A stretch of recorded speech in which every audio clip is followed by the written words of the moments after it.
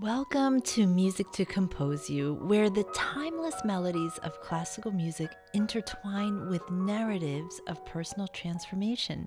I'm Margaret Wacyk, a Grammy-nominated concert pianist, author of 2 books, and creator of the Golden Tone Technique piano method. And I'm thrilled to be your host. Join me each week at my Steinway piano on a journey through the symphonies of life. We explore how the power of music shapes our stories, ignites our passions, and leads us towards profound inner growth and physical healing. From the gentle cascades of a Bach prelude to the triumphant crescendo of a Beethoven sonata, each episode will resonate with the melodies of our experiences, inviting you to discover the transformative magic of classical music.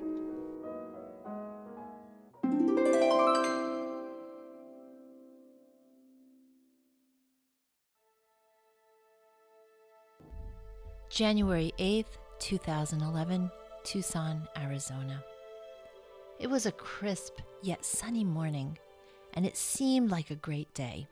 For Congresswoman Gabby Giffords, this was her time to do a meet and greet with her constituents. The parking lot of a grocery store seemed like an unlikely place to hold this event, but it was friendly and it was attracting a large crowd. The event started so smoothly, everyone having a good time. Yet at 10:10 in the morning, suddenly there were shots heard throughout the parking lot, and it became clear that there was a gunman on the scene. The bullets came racing in every direction, and then one bullet hit Gabby Gifford, slicing her through the left eye and through her left brain. At the end of this rampage, 6 people would be left dead, 12 injured. Gabby was rushed to the hospital, her prognosis unknown. The days wore on, her condition perilous. In time, it became clear that Gabby was severely impaired. Because it was the left side of her brain, the part of the brain that controls communication and speech, it became known as the days wore on that Gabby's ability to speak and communicate was severely impacted. This was a particularly hard blow for Gabby, who was always a very talkative, vibrant person. In fact, she was known to say, "That's why they call me Gabby, is because I love to talk." She was diagnosed with a condition called aphasia. She describes it as a feeling of having all the words in your brain, but not being able to communicate them. The days wore on, and the frustration and the disempowerment grew. Would Gabby ever be able to communicate again? Would she be able to resume life and interact with others? She was living in her own mind, wanting to say so much and do so much, and yet not having the ability to connect to the outside world. The darkness of these days grew on her until one afternoon, as she sat in her living room, the sun beaming down through the window, it shined on a black box lying in the corner of the room. She was intrigued by this and went up to it. Opening it up, she found her beloved French horn, an instrument that she had played as a youngster. She picked it up out of the case and gingerly cradled it in her arms. She remembered all those times in middle school, the endless band practice, and the joy that it always brought her when she played the French horn. She stared at it, and then something amazing happened. She pressed it to her lips, and that one act initiated a chain of events in her recovery that were nothing short of miraculous. Take 2 symphonies and call me in the morning. Those are the words expressed by Elena Manis in her book, The Power of Music. My friend, let me ask you a question. Have you been using the power of music in your health and wellness journey? If not, then there's no better time than now to jump in. Because we live in a modern time that is filled with noise, where finding peace and clarity can sometimes seem impossible. However, by tapping into the notes of classical music and the timeless messages of wisdom found within, we have a powerful transformational tool that we can use today. But you might be thinking, well, classical music has never been my thing. How do I connect to it? How do I listen and actually like it, engage with it, and have it be a reflection of my feelings and emotions? Welcome to the Music to Compose You podcast. Here we connect the dots, bringing together the beautiful masterpieces of classical music, the stories behind the compositions, and the composers that wrote them. The benefits of classical music are sky high. From reducing stress and anxiety to boosting concentration and creativity, classical music harmonizes your mind and body, elevating your everyday experiences. And you can try it right now. Feel the soothing melodies wash over you, improving your mood, enhancing your cognitive abilities, and promoting restful sleep. Let the melodies of Mozart, Beethoven, and Bach be your companions on a journey to wellness. Download Sound Sleep, a collection of soothing piano masterpieces that soothe your nervous system and harmonizes the brain, creating an atmosphere of peace just perfect for bedtime. Try it by going to musictocomposeyou.com, and while you're there, be sure to join the newsletter where I share the latest behind-the-scenes footage of the podcast and access to special events, concerts, and goodies reserved just for subscribers. So thanks so much for being part of the Music to Compose You family. We are embarking on a fun journey. I'm so happy you're here for the ride. Let's let our soul song sing and see what this music reveals to us about ourselves.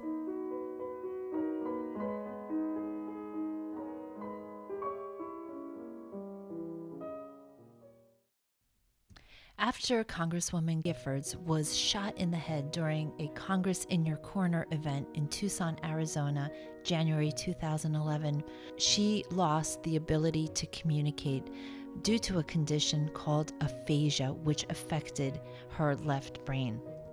It was a pivotal moment in her recovery when her team of doctors at the Tear Rehab Center in Houston, Texas, decided to try a treatment called neurologic music therapy. And in this treatment, Gabby started to sing, listen to classical music, and reconnected with an instrument she had played in childhood, the French horn. The music stimulated her brain to start making new neural pathways to reconnect many of the damaged areas. And when she got back to playing the French horn, it helped the plasticity, because the music, especially when we are listening, creating to music, it makes it light up. And now science and music are coming together these days in a way that is downright awe-inspiring. How is this possible? How could something like music have such an amazing effect on the body, mind, and spirit? Well, Elena Manis, in her 2003 book, The Power of Music, Pioneering Discoveries in the New Science of Song, said, "The medicine of the future would consist of a doctor writing Take Two Symphonies and Call Me in the Morning." Einstein himself said that everything is frequency, and in order to get what we desire, we match the frequency of that thing and we are sure to get it. This is one of the driving aims of this podcast, Music to Compose You. Why? Because we are at a tipping point, my friends. Hip, hip, hooray. We have new technology. One of the things we have is fMRI imaging, which allows doctors to see in real time how the brain lights up when on music, when listening to music. And it is absolutely huge. When we are engaging with music, not just passively listening, but listening deeply, intentionally, and with a targeted purpose, it has amazing benefits on our mind, body, and spirit. And I am so excited to dive into this world with you. In today's introductory episode, I'd like to tell you a little bit about me and why I gave up on the classical music establishment and playing art for art's sake. I continue to play and concertize, but it's with a different purpose. And that road was a huge pivot for me, and I'll tell you a little bit about that. We'll also talk what the ancients knew about the power of sound and why we need to reclaim it for a day like today. We'll learn why classical music is tied to all of this in a very special way, and it acts as a bridge to higher states of being. I'll also introduce you to what I jokingly call my magic piano. I'll be playing it a lot on this podcast, and I'll tell you what makes it so unique. And lastly, we'll talk about how you can incorporate high frequency music into your life, add it to your health routine, into your music medicine cabinet, and I'll tell you the resources that I suggest to get started on that journey. So I'm so excited to welcome you to this podcast. Welcome to Music to Compose You, where the timeless melodies of classical music intertwine with narratives of personal transformation. Join me each week at my Steinway piano on a journey through the symphonies of life. We explore how the power of music shapes our stories, ignites our passions, and leads us towards profound inner growth and physical healing. From the gentle cascades of a Bach prelude to the triumphant crescendo of a Beethoven sonata, each episode will resonate with the melodies of our experiences, inviting you to discover the transformative magic of classical music. I'd like to welcome you to the Music to Compose You podcast. My name is Margaret Wacyk, and I am just so thrilled to welcome you here, where we are going to explore the deeper aspects of music and connect to some of the ancient practices of music as a healing modality. A lot of this has been forgotten in our modern time. It is a subject I've been exploring from my viewpoint as a concert pianist, and it is a fascinating topic that is very on point for a time such as this, as we are coming into new healing modalities. It's exciting to explore what the ancients knew because they were onto it. They were onto frequency healing ages ago, and we have to catch up. So let's do that together. So I've been playing the piano since I was about 7. It was one of the most wonderful things that my parents did for me was when they got me a piano teacher. And I started on an organ, which in the 70s, that seemed to have been a thing where you get an organ placed in your basement. And so that's what I had. And I was enjoying all those knobs and different sounds. And it was just so much fun. And then eventually my piano teacher said to my parents, it's time to get her a real piano. And so I'll never forget the day when my father, I think through some classified ads, found a Kauai upright piano that was for sale, used, and we went there with his van to pick it up. I think my father moved it with my mom together in this van and rolled it to the basement of their house in Little Falls, New Jersey.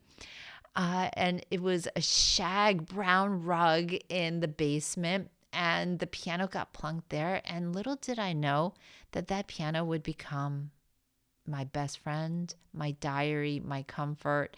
It was maybe a little bit too much, but I was growing up in the 70s as the daughter of Polish immigrants in a largely Italian-American neighborhood.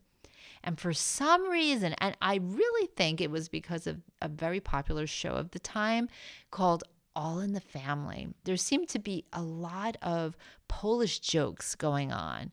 And I became one of them in school.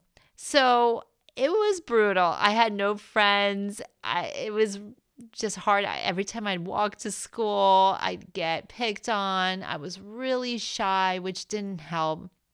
And I have to say, like the only time I had any escape was when I would get home and sit down at the piano. And those feelings would burst out of me and flow into the keys. And if I didn't have the piano, I wouldn't really know how to deal with those things around me. That was before we had a lot of access to therapy. And so it was my therapy. Music was my therapy. And so from an early age, I saw the benefits of music in that way. And then as I got to be a teenager, it started to mean even more to me. I started to see it as a mission, as maybe an inkling that maybe I could do music for my life. And it was attracting me, it was calling me, and it became all I thought about. I would go to high school and read books about music under my desk so the teachers wouldn't catch me. I would sneak out of classes in order to practice in the music room. It became my life. And then something turned it even more from just a dream to a feeling of mission. And that was a story that I read. I was really keen on reading all about musicians, pianists of the past. I was really obsessed with going to the library, getting records and playing them at home. And I always gravitated to the old sound. There was a kind of old sound that the pianists from the past, and by the past I mean about pre-war, 40s, 50s, and earlier, and around the advent of recorded technology. And it was such a warm sound. So I gravitated towards the recordings of pianists of the past, legends such as Paderewski, who became my favorite, Joseph Hoffman, Rachmaninoff, Arthur Rubinstein, a huge favorite of mine, Vladimir Horowitz.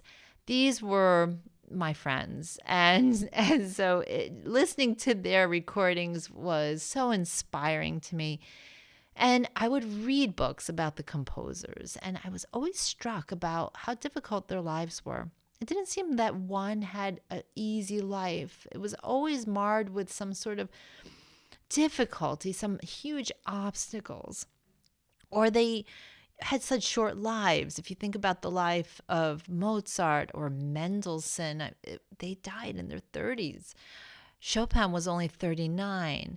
And these great men, I started to think of composers as messengers, because every time I'd look at the notes of this music and the harmonies and melodies they created, I thought to myself, in my youthful brain, I thought, surely this must be from a different world. Could it be from heaven? Because how could somebody think this up? And my reason for thinking that was based on the complexity of the patterns and the pure emotional scope of these harmonies. And sometimes it just would leave me in tears, the beauty of these harmonies.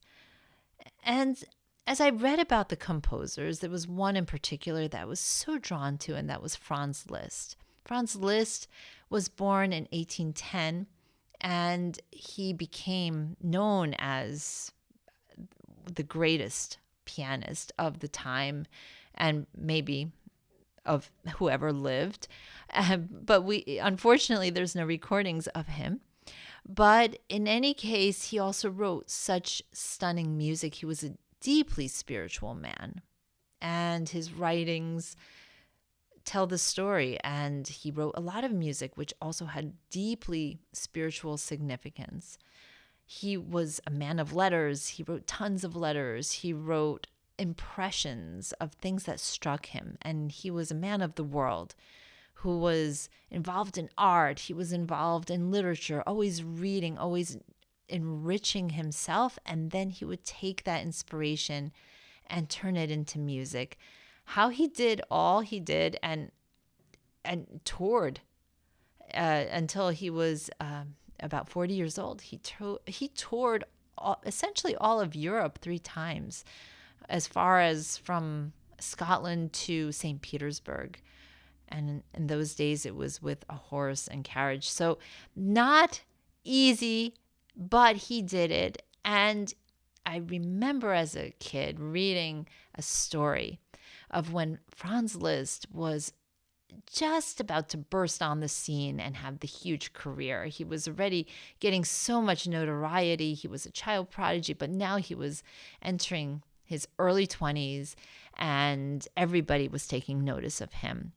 But despite the fame that was growing, he found it as part of his mission to every week go and play for those less fortunate. It was not publicized. It was something that he did out of a sense of what he called noblesse oblige, which means the noble obligation. It was a biblical principle that meant that to those whom much has been given, much is expected. It was his way of giving back. And he one day went to play for a hospital of people that were mentally ill. And one person there, a patient, they told Franz Liszt, she's been here for 20 years and nonstop, she is hitting her head against the wall. She had this nervous condition. And they were just so used to it. And Liszt took such pity and compassion over all these people. I really feel that when he played, he imparted a spirit that was beyond the earthly. There was something so magnetic about his personality, according to the letters, according to eyewitnesses who heard him play. It was as if a cloud enveloped the space. The atmosphere became changed and charged, and it was electric. He made it into a type of theater and not anything that was put on, and not anything that was false, but it was his intense emotion that came out when he played. Anyway, he's playing this way at this institution when suddenly everybody gasps. He's in the middle of a beautiful piece of music. Everybody's stunned by his playing, of course, but then the caretakers, the nurses, they are stunned because they look and they see that the patient who for 20 years nonstop was banging her head, she stopped while Liszt was playing. It was the only time, they claimed, that she stopped banging her head while awake. And for some reason, that story made such an impression on me. It made me realize that there's much more to music than we think. It also made me think of the intensity of the performer when they love the music, when they want to impart it as a deeper spiritual act rather than just a performance, and what that can do. So this idea started to brew in my mind of intentionality married with deep purpose, married with the patterns and frequencies of the music itself, that somehow creates a formula that becomes, I dare say, a portal to other worlds. And so this started to play in my mind, that music must be of another place. It must be from heaven. It must be an access point with heaven. It has that power. It's not always immediately accessible. And so that's when, of course, as Murphy's Law sometimes goes, I hit rock bottom. I was studying to play the piano. I was practicing a lot, and I had some good teachers, some not so good teachers. And I had one teacher in particular who was teaching me to play with a lot of harshness and forced sound. And this got me into a terrible case of nearly crippling tendinitis, where I had to relearn how to play the piano. It took years, and I had to rely on an archived method from the 19th century. I'm so blessed and grateful that I was able to find it. It had to do with tone. It had to do with getting at that golden beauty that the pianists of the old time knew, and somehow it had been forgotten in modern teaching. And so I was able to fulfill many of my concertizing dreams and played in Carnegie Hall, recorded many CDs. One was nominated for a Grammy. So I was able to touch on a lot of the wonderful accomplishments of classical music, but as a system, I didn't feel that I blended into the classical music establishment. And I didn't at that point believe in art for art's sake. I always thought that there's something more to this music that needs to have a voice, that needs to be discussed. Fast forward to 2015, I had become very interested in the different tuning systems of the past and the way that tunings influenced people's moods and health and had influence on wellness. I started to work with a well-known in the field piano tuner by the name of Mark Wiener, and together we were exploring these different frequencies. I had a big wish, which was to have my piano tuned up. So just very, very basically, a piano or any instrument these days is usually tuned with the A being at 440 vibrations a second, which is known as hertz, 440 hertz. And that was a tuning system which was installed in the late 1930s, as the international concert pitch. It's slightly controversial because until that point, tuning was always flexible, that the instrumentalist, especially a non-pianist, because for a pianist, you come to a pre-tuned instrument, but for like, say, a violinist, you get to choose more or less where you want your A to be at. But it was interesting that during World War II, the A became fixed at 440. There's a whole big controversy about that. I write about it in my book. I'm not going to go into the controversy, but if you're curious about it, the book is called Anthem of Faith, and it revolves around J.S. Bach and the tuning system and faith and music. In any case, I wanted to have my piano tuned up to 444 hertz, not 440, and nobody wanted to do it. Nobody was brave enough to do it until Mark Wiener, the piano tuner, showed up in my life, and he said, no problem, let's do it. I was so excited, and I'll tell you the reason why. Because I had read a lot about a particular sound, a particular frequency known as 528 hertz. It was known as the miracle frequency, DNA healing frequency, and the idea that I could have that on my piano on the high C, so the C above middle C, made me so excited because I thought maybe this would help me, because there was something going on in my body that had been for years wreaking havoc, and it was chronic pain. So I said, could you please tune this piano and put a 528 C on this piano, because I really need to get some healing energy, because nothing was helping this chronic pain, and it was over 3 years that I had it and was so debilitating.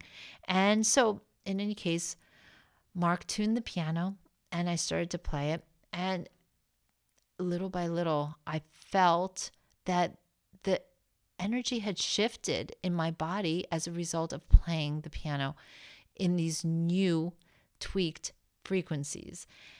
I thought maybe this is just my imagination. I started to try this also, like my dog who had Lyme's disease at the time. I would notice that the dog would go to the piano and put his paw on the leg of the piano, and 3 days later, after limping for a considerable amount of time, the dog stopped limping. It was nearly immediate. Not only that, I just felt that the energy of the room shifted once the piano was tuned. And after that, I was convinced that there is more than we think about all this frequency business. And so, anyway, just frequency, if you're not familiar with the term, or it sounds a little bit out there, woohoo, which for a long time I also thought, oh, that's just like a woohoo thing. It's simply the vibration, and the frequency means how fast or slow is the vibration. And there's a lot to it because of string theory and quantum that says that in the middle of the smallest particle of an atom, there's a vibration. So vibration is literally at the core of every living thing. It's at the core of who we are. Every organ in our body vibrates. Every essence of life is essentially vibration. And so this is the brick and mortar of our world, of our universe, is vibration. And so how important is the music that we listen to feed us, to give us sustenance in a vibrational way? So I'd like you to think for a moment of the music that you love. How do you feel when you listen to it? If you are having a rough day and you sit back and you listen to a soothing piece of music that you love, a love song, or maybe your wedding song, or whatever is the piece of music, doesn't it just bring you back to a place of calm almost instantly? I know that when I'm having a rough day, or even more so, if I really have a lot of like backlogged feelings, and I could feel the tightness welling up in my throat, where I'm just overwhelmed and overcome with frustration, overwhelm, stress, and sadness, there's one piece of music that for me, anytime I've got an issue, I put that music on. It's from Mahler, and it's his Adagietto. And when that music comes on, I literally go through a cathartic release that I'll cry my eyes out, and inevitably I feel better at the end of the whole thing. So I wonder, do you have a piece of music that allows you to shift and allows you to pivot to a better frame of mind? In the hustle and bustle of modern life, finding balance and inner peace can seem like an elusive dream. But what if the key to harmony has been within us all along, resonating through the ages? Introducing the transformational power of Heaven's Melody, a downloadable audio track of the 7 ancient solfeggio healing frequencies paired with biblical scriptures. These powerful sound waves, used by ancient civilizations for thousands of years, are known to promote physical, emotional, and spiritual well-being. From reducing stress and anxiety to enhancing focus and creativity, these frequencies harmonize with your body's natural rhythms, bringing a profound sense of calm and clarity. You have probably heard do, re, mi, fa, sol, la, ti, do, or do, a deer, a female deer, and might have thought that those are just syllables without meaning. For a long time, I thought it was just gibberish until I found out that each of those syllables, do, re, mi, and so on, are tied to the Latin, and each of them have a spiritual significance. For instance, the third one, mi, stands for miracles and transformation, and it is linked to the frequency 528, known for its restorative effects. I have been using that frequency for over 10 years, and I could truly attest there have been some amazing healing miracles that I have seen happen with those, and countless people have downloaded this throughout the world, and I have a ton of testimonials of people that have seen great benefits. Experience the benefits of improved sleep, reduced pain, and a deeper connection to your inner self. Be confident that the sounds you are hearing support your faith as you steep in the pure frequency merged with the power of scriptural word. Feel the ancient vibrations cleanse your mind, body, and spirit, rejuvenating you from within.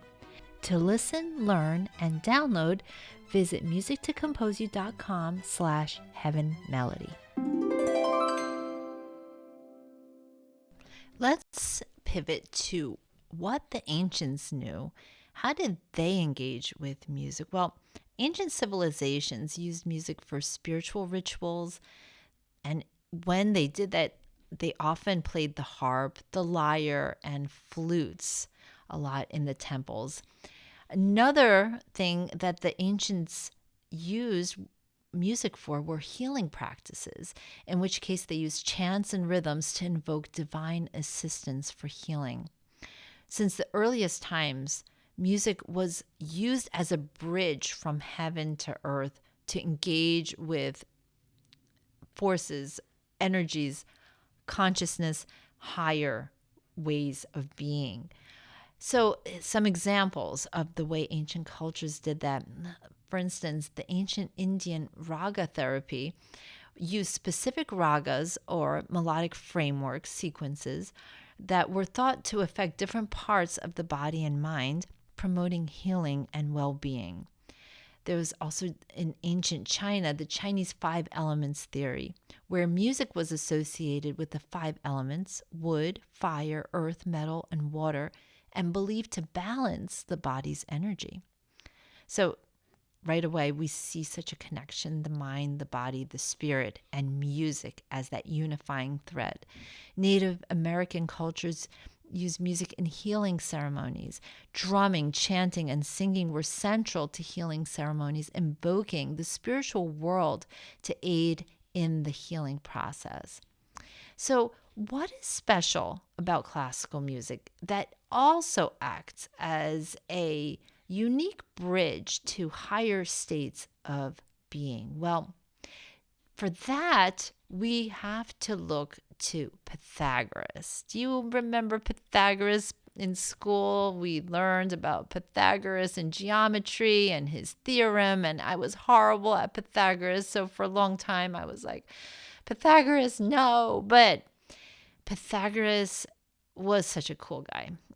So the ancient Greeks knew that music was much more than what they thought. And Pythagoras is the spearhead of that. And once upon a time in ancient Greece, there lived a philosopher named Pythagoras. He and his followers believed that the universe was an intricate and harmonious system, one where mathematics and music were deeply intertwined with the cosmos. And Pythagoras had an insight into this. Although famous for his contributions to mathematics, Pythagoras also had profound ideas about music and astronomy. He proposed that the movements of celestial bodies, the sun, moon, and planets, were not random, but followed precise mathematical patterns. These patterns, he believed, created a form of cosmic music, inaudible to human ears, but ever-present and profoundly influential. Did you ever step out on a starry night and look up? Maybe you see the Milky Way even and the stars glistening.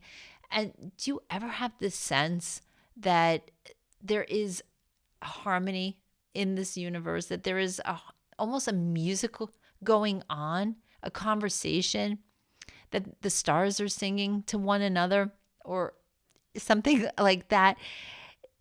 Pythagoras not only thought that, he believed it, and he called this the harmony of the universe. This concept came to be known as music of the sphere, or musica universalis.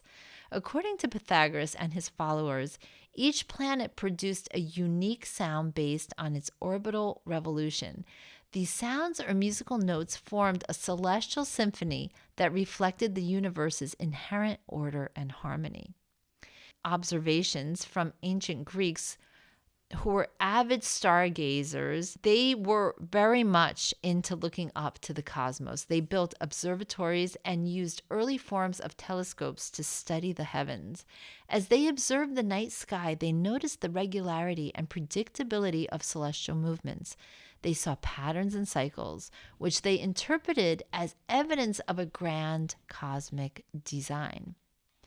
Pythagoras taught that the ratios of musical intervals such as octaves, fifths, and fourths were related to the distances and movements of the planets. So in music, we have intervals. The octave is 2-1. So even on a piano, the string, if the string is the same width, then the note, which is an octave higher, is half the length of the initial one. So it's a 2-to-1 ratio. And it's something known as the harmonic series. It's the way that a string divides and creates all the tones that we use in scales. It's incredible. And this Pythagoras related back to this universal order present in the spheres.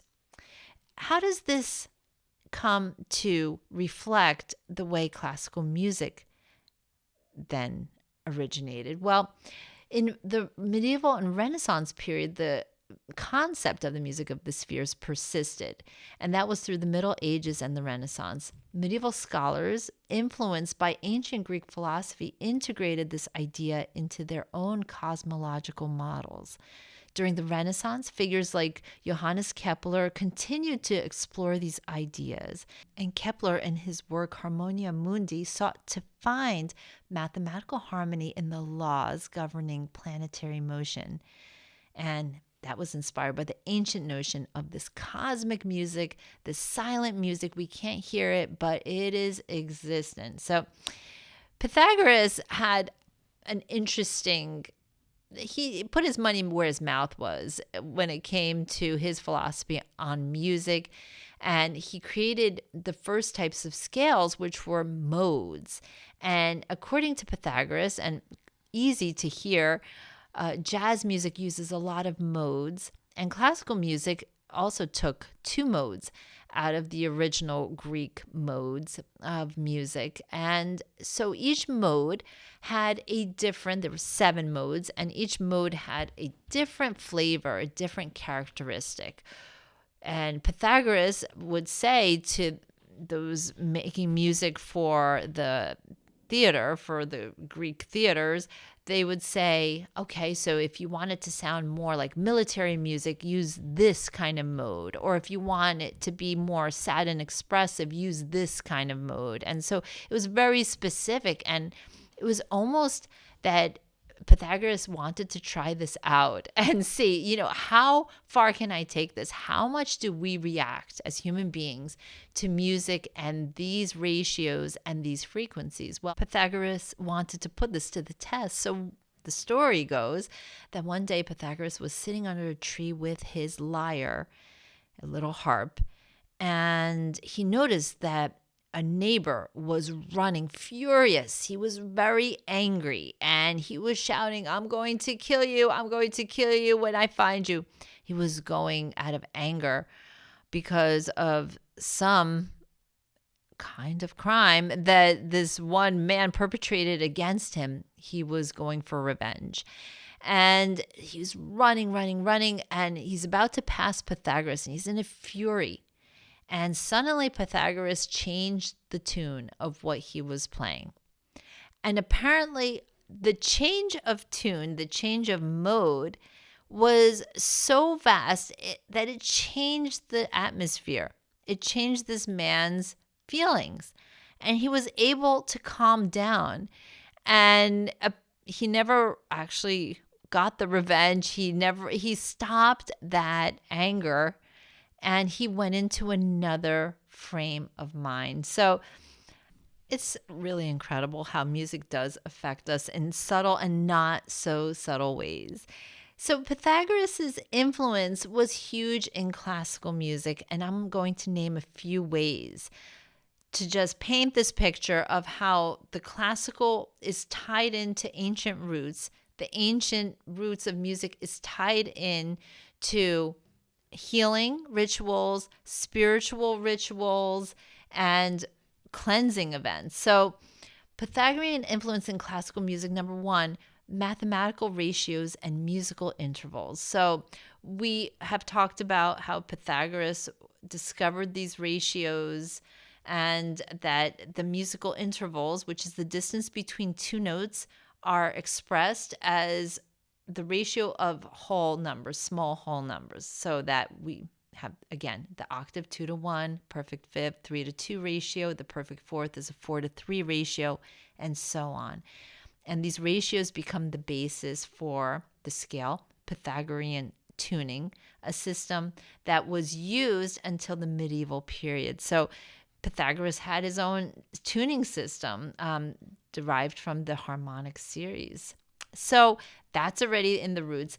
The second way that classical music is tied to the Pythagorean tradition is when it comes to harmony and proportion. So Pythagoras had influence on the composition process. His idea of proportion is interconnected with the structure of musical composition. So composers such as Mozart, for instance, sought to create music that reflected the balance and order found in nature as understood through Pythagorean principles.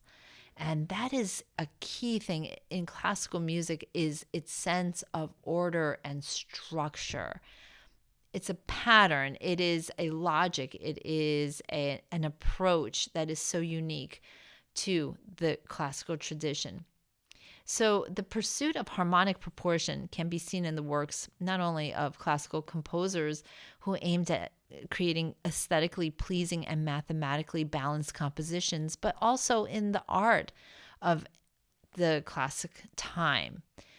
Even when we look at Da Vinci, we look at Michelangelo, we sense this incredible connection to line and structure and composition. Then even looking at Baroque composers such as J.S. Bach, his compositions often exhibit a high degree of mathematical structure and balance, reflecting the Pythagorean principles.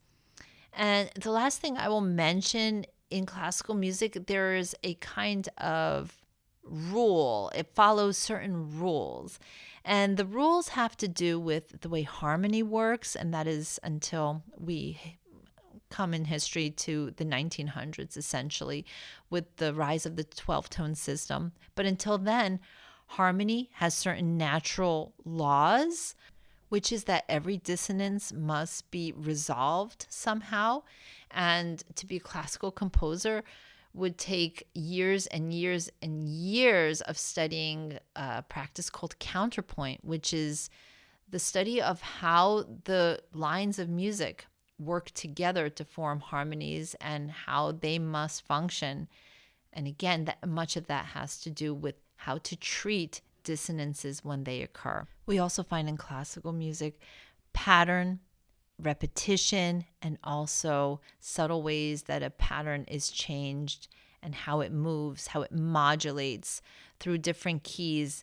And essentially, when you listen to a symphony or a sonata of a great composer, the idea simply is that you as the listener start off one way and you finish that piece a changed person. It's that powerful. So we see that the Pythagorean influence was huge in classical music, and we see the Pythagorean idea tied to an order, a harmony in the cosmos. And before that, we see a tie to the ancient civilizations that relied on music as a bridge to these higher principles. If you're a piano learner of any age or level and feel blocked in your playing, I have some good news for you. Do you get tired of hitting the same notes over and over again? Does your progress feel stagnant no matter how much you practice? Worse yet, do you feel disconnected to the music you're playing and starting to feel tension creep up your forearms, hands, and shoulders? For many piano players, poor technique and tension can hold them back from reaching their full potential. But fear not, because there is a solution. Introducing the Golden Tone Technique, the revolutionary program designed to unlock your true potential and transform your playing. You'll learn proven techniques to release tension in your body, allowing you to play with greater ease and fluidity. The Golden Tone Technique is an integrated body, mind, and spirit approach to piano playing based on archived methods from the 19th century. On a personal note, I'm a classical pianist, and my road to Carnegie Hall was far from simple. Because of tendinitis, at age 19, I had to stop playing completely. I thought I would never fulfill my dream of becoming a concert pianist until I discovered an archive method and approach from the past that was based on the power of piano tone. When I learned this secret, it released all the tension in my body and allowed me to express myself in a way that I hadn't known possible. It was the ticket to true pianistic freedom. A big problem in modern piano playing methods, the kind usually popular on YouTube, is that they follow a more is more approach. Whether it's the promise of learning 10 songs in 1 week or racing to play scales as fast as possible, they miss one crucial part of the puzzle. When you know this secret, it unlocks a world of joy at the piano, where you connect to each and every note, playing with a newfound ease, accuracy, confidence, and creativity. Try it right now with a 3-part free video training on musictocomposeyou.com/goldentone. Here's some testimonials from people that have watched this free training. Mick from Australia said, "I can't describe in words what I got out of these videos. In fact, it was like a blockage was released. It was so special to me." Joel from South Carolina said after watching, quote, "I started playing better almost immediately. I highly recommend this." Rodney from Washington said, "Margaret's enthusiasm, passion, and knowledge provided me with new musical skills I thought I would never achieve." Break through to the next dimension of your piano playing, no matter what level you are at, and have dream experiences at the instrument every single time you touch a piano key. To experience it today, watch the free 3-part training on musictocomposeyou.com/goldentone.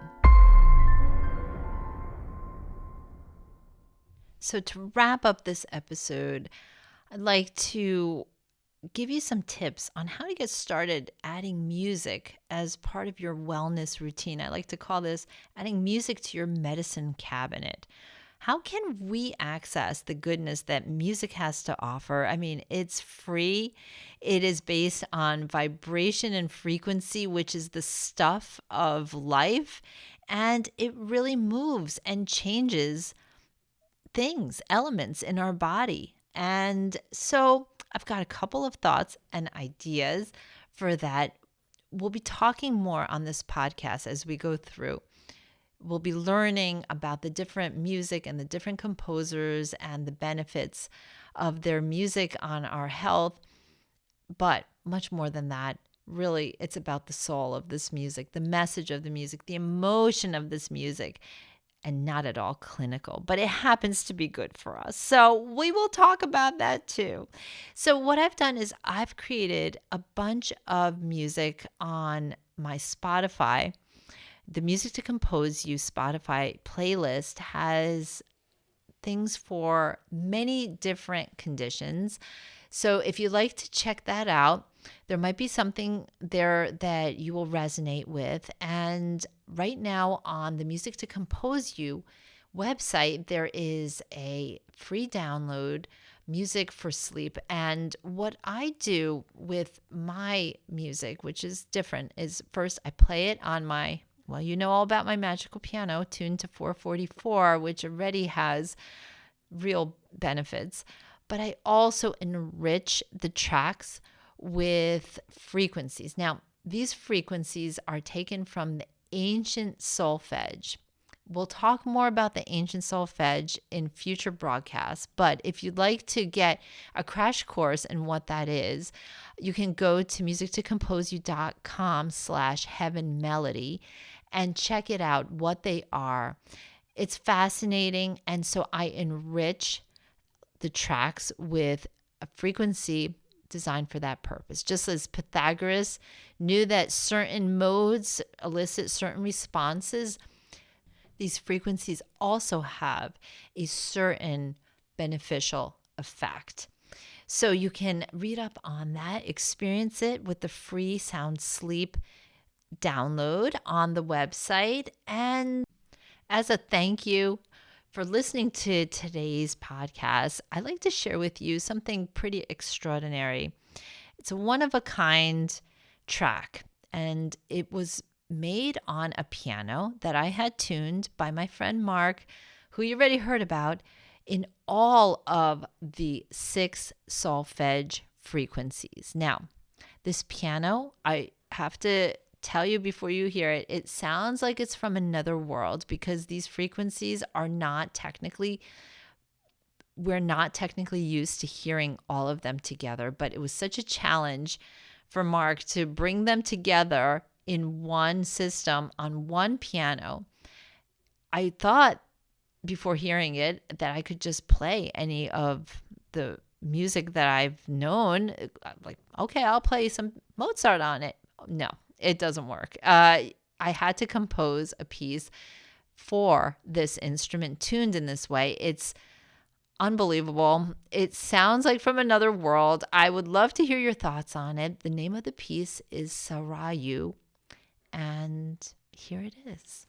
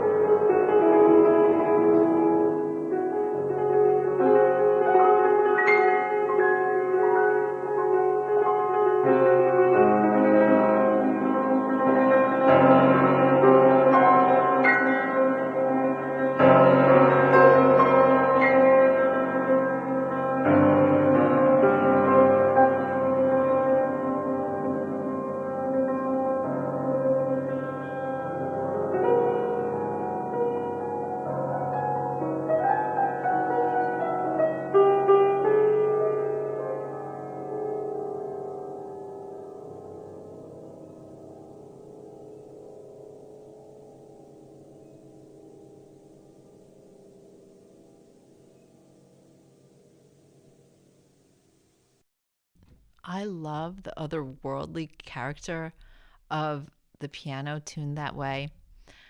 It was a unique experience. That piano is no longer tuned that way, so it was a one of a kind opportunity. And I'd love to hear your thoughts about it.